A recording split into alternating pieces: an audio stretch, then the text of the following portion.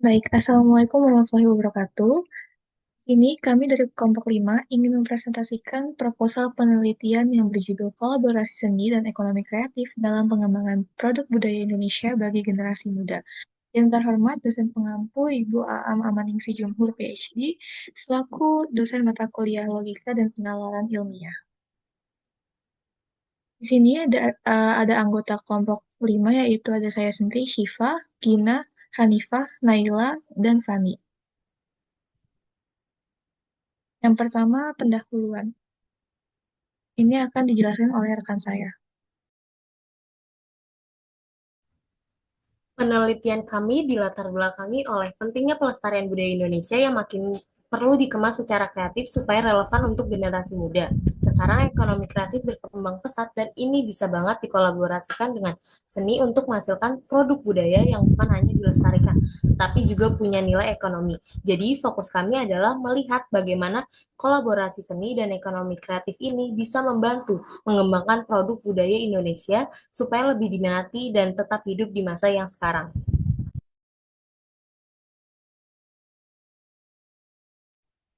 Kami juga telah merumuskan 4 poin utama yang menjadi rumusan masalah dalam penelitian kami. Yang pertama, bagaimana konsep seni dan ekonomi kreatif saling berkolaborasi dalam pengembangan produk budaya Indonesia. Yang kedua, apa bentuk dan strategi kolaborasi yang dilakukan antara pelaku seni dan sektor ekonomi kreatif dalam menghasilkan produk budaya yang bernilai ekonomi. Yang ketiga, bagaimana peran generasi muda dalam mendukung dan mengembangkan kolaborasi seni serta ekonomi kreatif sebagai upaya pelestarian budaya Indonesia. Yang keempat, apa dampak kolaborasi seni dan ekonomi kreatif terhadap penguatan identitas budaya serta peningkatan nilai ekonomi produk budaya Indonesia? Boleh di next? Penelitian ini bertujuan untuk memahami bagaimana kolaborasi antara seni dan ekonomi kreatif berperan dalam pengembangan produk budaya Indonesia. Fokusnya pada konsep, bentuk, dan strategi kolaborasi antara pelaku seni dan juga sektor ekonomi kreatif dalam menciptakan produk yang bernilai estetika dan juga ekonomi. Selain itu, penelitian ini juga menganalisis peran generasi muda serta dampak kolaborasi tersebut terhadap pelestarian budaya dan penguatan identitas bangsa. Boleh di next?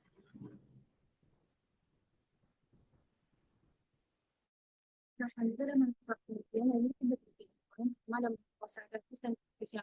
Secara teoritis ini, hasilnya diharapkan dapat menjadi dasar bagi dan selanjutnya tentang peran generasi muda, serta memperkuat teori bahwa seni dan ekonomi kreatif ini berperan penting dalam pembangunan berkelanjutan dan berakar pada nilai budaya lokal.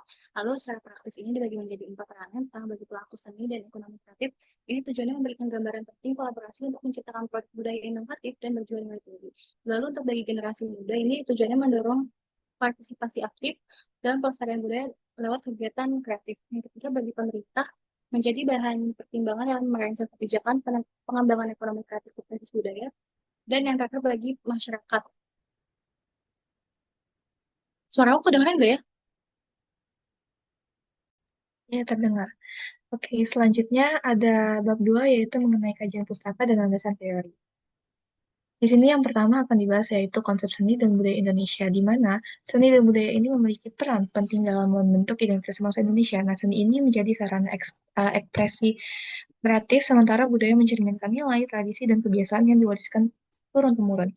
Nah, keberagaman budaya Indonesia ini tercermin dalam berbagai bentuk seni tradisional seperti tari daerah, musik tradisional, batik tenun, hingga ritual adat.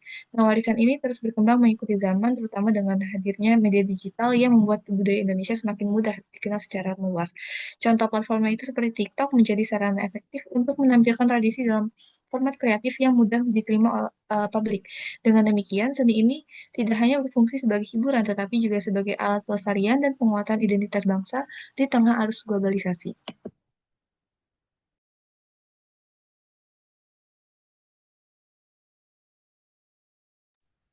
Selanjutnya ekonomi kreatif. Ekonomi kreatif itu intinya kegiatan ekonomi yang mengandalkan ide dan kreativitas manusia buat menciptakan nilai ekonomi. Jadi bukan cuma soal seni, tetapi gimana ide-ide kreatif tersebut bisa diubah jadi produk atau jasa yang punya nilai jual. Di Indonesia ekonomi kreatif berkembang di banyak bidang seperti kuliner, musik, film, dan desain. Semuanya ikut berperan dalam mengangkat budaya lokal jadi lebih modern dan diminati generasi muda.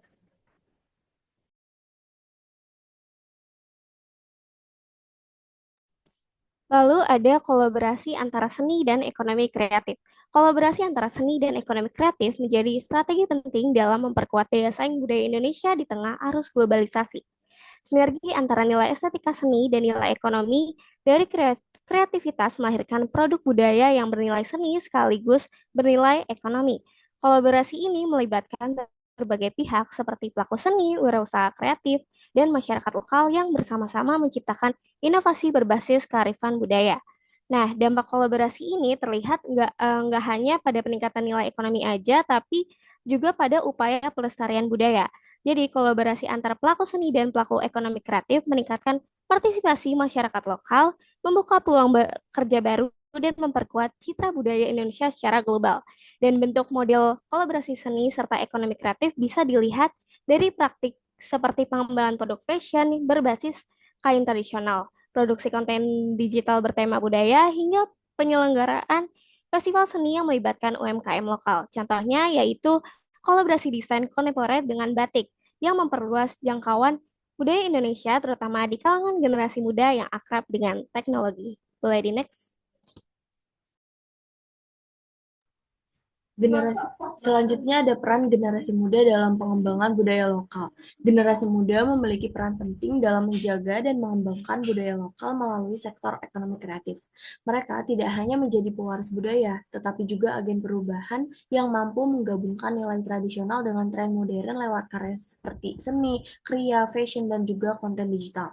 Dengan kreativitas dan kemampuan digital, generasi muda memanfaatkan media sosial untuk mempromosikan budaya secara luas.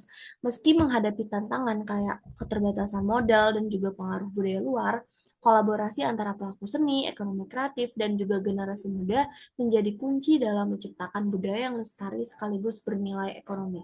Boleh di next?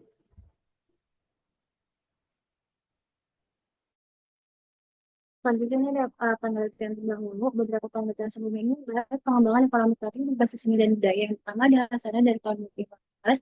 Nah, penelitian ini menyoroti peran generasi muda dalam ekonomi kreatif berbasis budaya di Yogyakarta. Lalu yang kedua ada Hanan dan kawan-kawan. Ini menekankan pentingnya kolaborasi antara pemerintah, pelaku seni, dan masyarakat dalam meningkatkan desa wisata. Lalu yang ketiga ada dari Priyono. Beliau menegaskan bahwa produk kreatif mampu menambah nilai ekonomis sekaligus menjaga budaya. Nah, dari ketiga penelitian ini, kami melihat adanya celah kajian yang belum menyoroti sekaligus secara khusus kolaborasi antara seni dan ekonomi kreatif dalam konteks generasi muda.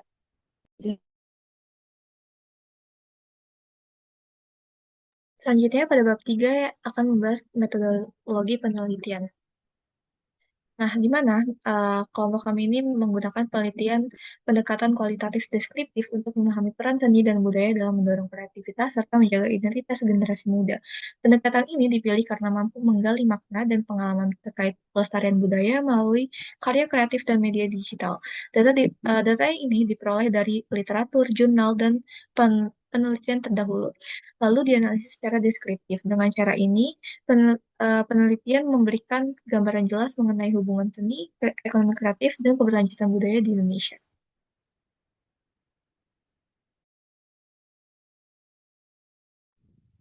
Selanjutnya, lokasi dan waktu pelaksanaan. Penelitian ini termasuk jenis studi kepustakaan, jadi nggak dilakukan di lapangan secara langsung. Semua data dan informasi kami ambil dari berbagai sumber seperti jurnal, buku, dan penelitian sebelumnya yang membahas kolaborasi antara seni dan ekonomi kreatif di Indonesia. Karena sifatnya literatur, penelitian ini nggak terikat oleh waktu atau tempat tertentu. Nah, proses pengumpulan datanya dilakukan selama masa penelitian berlangsung dengan fokus pada sumber-sumber yang sudah relevan disebutkan tadi.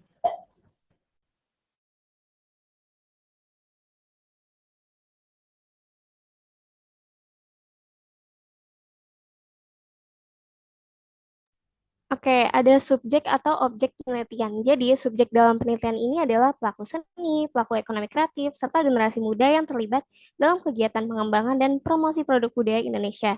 Jadi, ketiga kelompok ini dipilih karena memiliki peran strategis dalam membangun kolaborasi antara seni dan ekonomi kreatif yang menjadi fokus utama pada penelitian ini.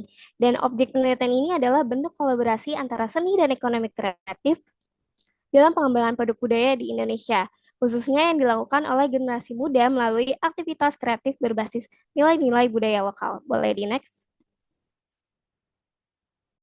Oke, selanjutnya di sini ada teknik pengumpulan data. Penelitian ini menggunakan dua teknik, yaitu studi pustaka dan juga dokumentasi. Studi pustaka dilakukan dengan menelusuri berbagai literatur ilmiah seperti jurnal, buku, dan juga artikel akademik untuk membangun kerangka teori dan juga memahami hasil penelitian sebelumnya. Sementara itu, teknik dokumentasi mengumpulkan data dari laporan resmi, publikasi pemerintah, serta sumber terpercaya seperti Backcraft dan juga Kemenparekraf untuk memperkuat analisis dan menggambarkan perkembangan ekonomi kreatif. Boleh di next? Selanjutnya ada teknik analisis data. Pada penelitian ini, kami menggunakan metode content analysis dengan modul interaktif yang terdiri dari tiga tahap. Pertama, dari reduksi data. Dari tahap ini, kami menyaring literatur yang relevan dengan topik kolaborasi seni dan ekonomi kreatif. Lalu di tahap kedua, ada penyajian data. Kami menampilkan dalam bentuk uraian tematik untuk melihat keterkaitan konsep. Lalu yang ketiga, ada penarikan kesimpulan dengan memverifikasi kembali sumber agar hasilnya valid dan bisa dipertanggungjawabkan.